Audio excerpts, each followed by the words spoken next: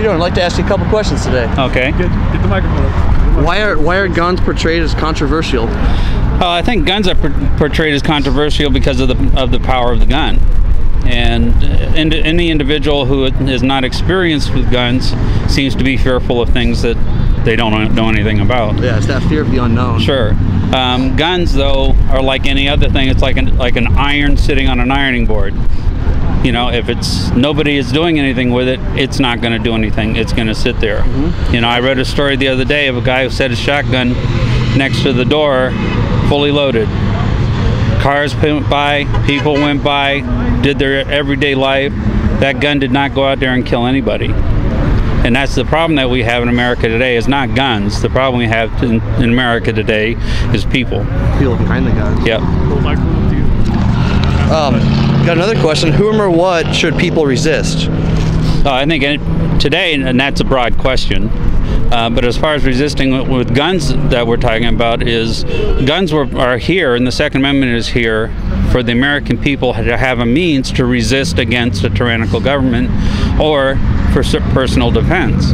And that's the main thing that people have to understand. If you have no means to resist a tyrannical government, if we look back at the history of mankind, back to the first, back to Adam and Eve and Cain and Abel, you know, people will do bad things. If you don't have the means to resist it, then you're a slave. What about petty criminals?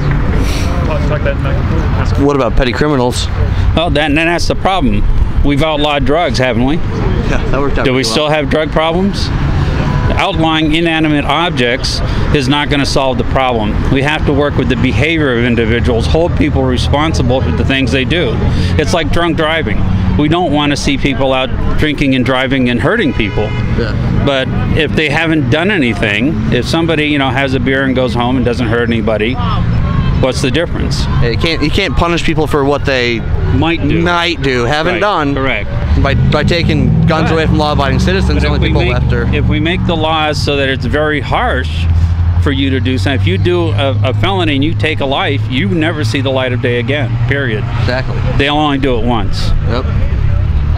Question on there. Got one more question for you. Is it important to take a stand for your belief? Why or why not? I think, as with anything, I think people, that's a part of the integrity of the individual. And if you don't take a stand for something, then by definition you're allowing to happen. Doing nothing is supporting those that are doing the things against you. By not taking a stand, you might as well have just given up your rights and here, take what you want. That's like I say, the person that doesn't vote is voting. Yeah.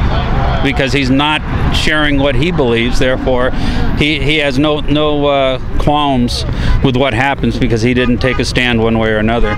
And I think the more people that take a stand, criminals act the way they do, is because people don't take a stand, because people cower to what the criminal is doing, because they don't have the means to defend themselves.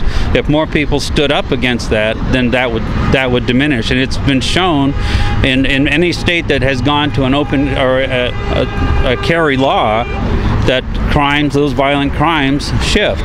They move away from those areas. The little saying, an armed society is behaved society. Exactly. Yeah.